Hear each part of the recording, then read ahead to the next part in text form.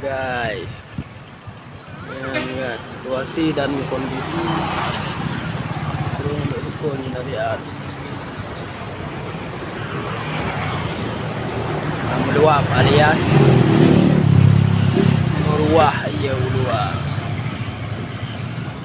Apa ayah bilang? Apa ayah bilang?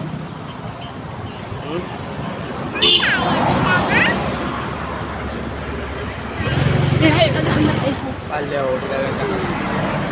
Kan tiga.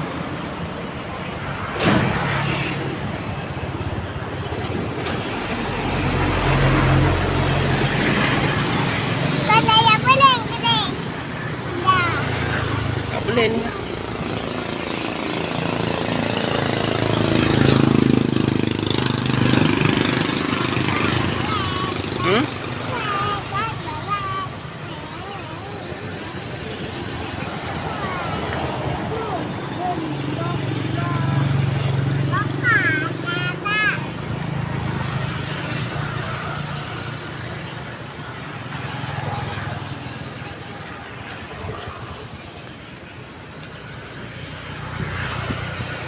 Ada dia aku banyak air.